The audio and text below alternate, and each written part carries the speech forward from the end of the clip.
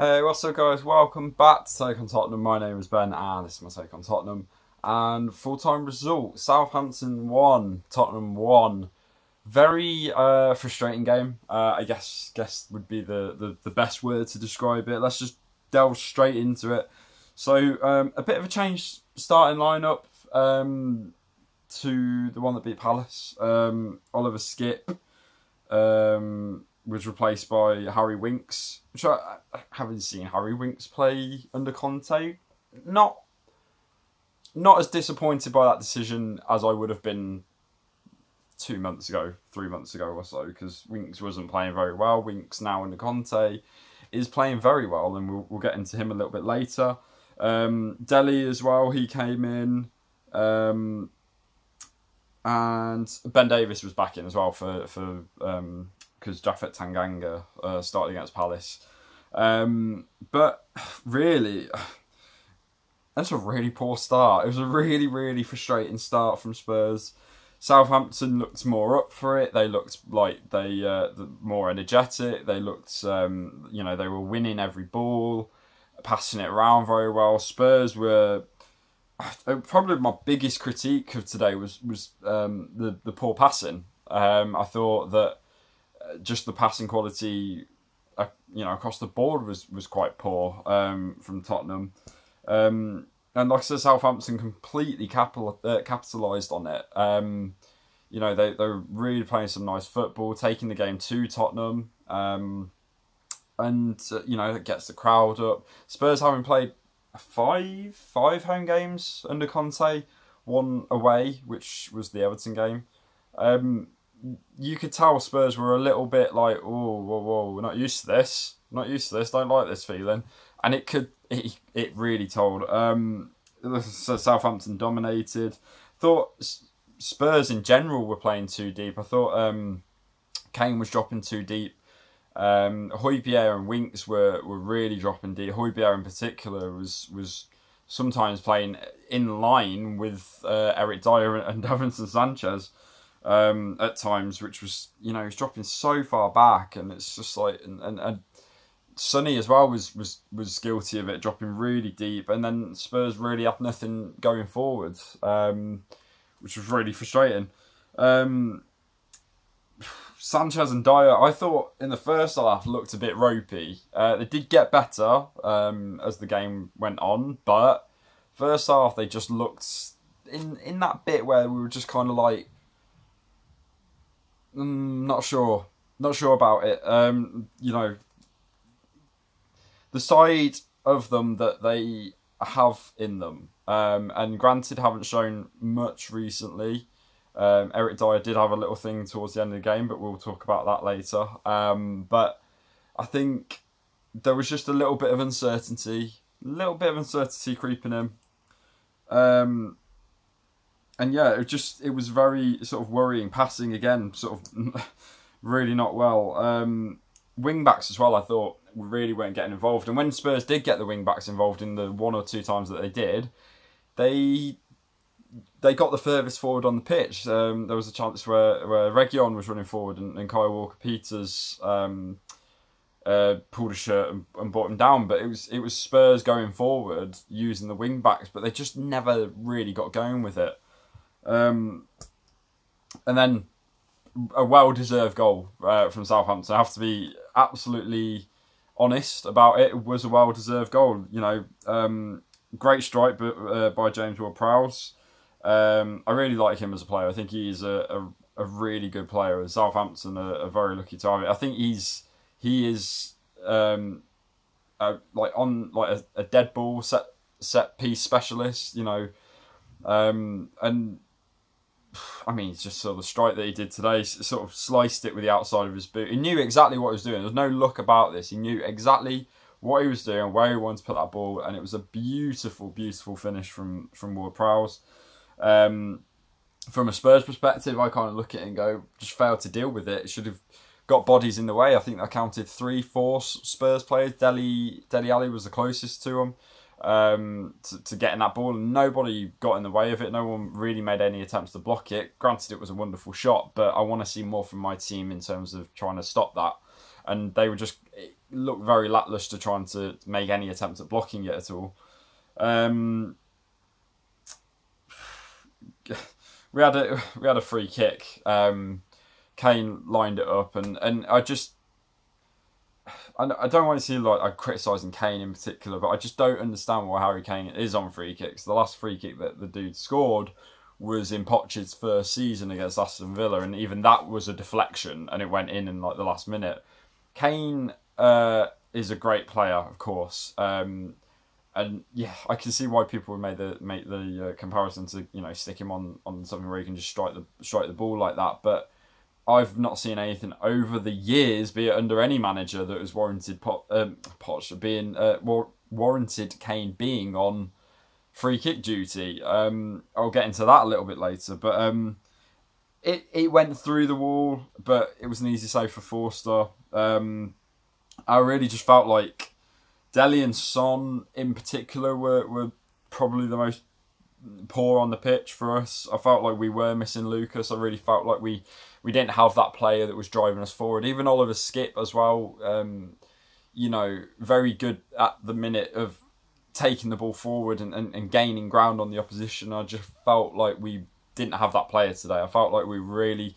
Well, in the first half in particular, when Southampton were on top, that was kind of one of the reasons why we were struggling. We didn't have that player to take the game to Southampton, didn't have the player to take the game forward, and Spurs kind of were really relying on lumping it up to Kane and hoping that Sonny could maybe break forward. Dele wasn't really that great today, and it really told. I really felt like, obviously in hindsight you could caution say it, but I really felt like we missed Lucas and Skip today. Not that they were injured, it was team selection reasons, but I really felt that we needed that presence and we didn't have it, and that's kind of why I felt like we were struggling as much as we did in the first half. Luckily, we got the penalty. It was a penalty, I have to say.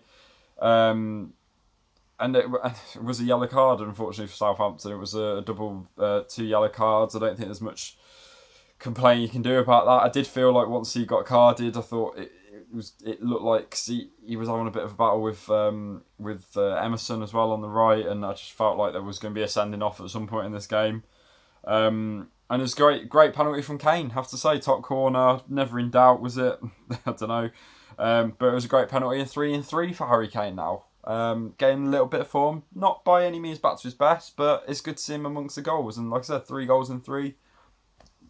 That's good. Second half, Matt Doherty came on for Reguilon. I was a bit like, not sure about that. Getting to Matt Doherty a little bit later as well, but I could understand Sergio Reguilon didn't have a great game, was on a yellow card, probably would have got another yellow card by the way the game was playing out, so that was probably a good decision. We got a goal. We got a goal through Harry Kane, and then it was a brilliant ball from Harry Winks. Perfect ball. Really old-fashioned Kane goal. Brilliant touch. Fantastic finish, and it was ruled out for offside. And I've looked back at it, and of course I'm sure if a Southampton fan watches this video, they're going to call me biased, and absolutely fair enough. But I couldn't see anything wrong with it. I really couldn't. I've looked at it 3 or 4 times, and I'm just kind of going, I can't see where the offside is. I've seen the lines, and I just don't think it's offside. I'm a bit still bemused why it was, but that's just my opinion. I'm sorry. So that goal was ruled out, and then we had another goal ruled out again, and I probably will sound biased again, but I didn't see and really understand why it was, because I understand Doherty did make contact with Fraser Forster, but it didn't look like a foul, and it didn't look like enough contact to make him drop the ball, and then obviously what happened, he ended up rolling it into his own net, but I didn't, I'm literally watching it back here, and I know Doherty made the contact, but it looks more like a Forster error. I think they pointed that out at the time, that he's caught it very low down. Of course you're going to put yourself at risk if you're catching that low, and I think it was more of a Forster error. I think he was very lucky to have that ruled as a foul. I didn't think that was a foul personally, but again I might be biased because it's my team, but I thought we'd scored 2 perfectly good goals and they've been ruled out, but it is what it is. You've got to respond. Harry Kane very much doing that when his goal was ruled out, and he's exactly right. It's all about how you respond, and Spurs didn't respond well enough to go and get a winner. So I have to criticise from that side, but I also look at these guys and go, iffy decisions. But again, like I said, you know, you've got to still carry on. The game doesn't stop there. You've got to carry on, and Spurs should have gone on and got a winner, and they didn't. Doherty needs some shooting training for sure. He had 4 shots since he come on. 1 was a scuff shot that Forster saved. He really bad control and then tried to get a shot away, which Forster saved. And 3 went into Rosed of not the Southampton Stadium. It went Rosed of Fratton Park because they were terrible shots. Højbjerg I thought was really poor today. It's a shame because this is his old club, but I thought Højbjerg was really bad today. He had one good pass, I think, that went over to Kane, which Kane got a shot away on goal. But apart from that, Højbjerg's passing was so poor today. Really, really poor. The amount of times he gave the ball away. I thought Emerson was actually quite poor as well today. You know, he should have done a lot more down that right-hand side. And I just felt like he wasn't really up to it today. Sonny, I thought, had a good game, but was missing a bit of an end product today. And I thought Brian Hill, when he came on, had a really good, you know, left a bit of an impression. I thought it was a really good little cameo performance, but it was a really positive one. Crosses, shots, and really, I was really impressed when he came on, so that was really good. Dyer nearly cost us the game late on. Eric Dyer, he went to pass it back, completely missed the ball, and I think it was Broha, for Southampton. Nearly went through on goal and scored what would have been the winner, and Davinson Sanchez managed a last-ditch tackle and managed to and send it over for a corner, which was a match-saving tackle. Not one we should have been in, but that's why I always feel like that Eric Dyer world-class comparison that Conte said is a long way away off if it is ever to materialise. But it's a point, you know, I feel like Spurs would have lost this a couple of months ago or last season. Southampton, you know, they had a really good result against West Ham and you know, a bit of an upturn in form. I feel like Spurs will obviously have to look at it as 2 points dropped, of course, because you know, Southampton had 10 men.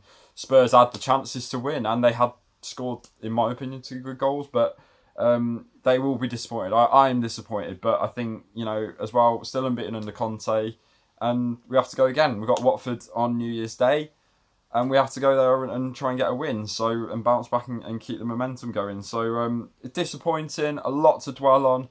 Let me know what you think. Very contentious decisions. Let me know what you thought of those. If you haven't already, hit the subscribe button, like, comment, all that. And Southampton, by the way, about skipping over, they defended very well. So, you know, I was really, really impressed with Southampton. Not to diminish anything that I've said, or diminish how they played, but I thought they defended very well. They were very compact, very organised, and put everything on the line today. And I was very impressed with them, actually. I thought they played very, very well, even when they went down to 10 men. So absolute credit to Southampton for that as well. So yeah, New Year's Day, back in action. Watford away will be a difficult game, but hopefully, you know, we can get a win. Like I said, let me know about those decisions in the comments section. I'm very interested to see what people think. And next game is New Year's Day, so have a happy New Year, and we'll see you guys in 2022. Thank you for all your support in 2021, and we'll go again on New Year's Day. Happy New Year, and as always, come on you Spurs.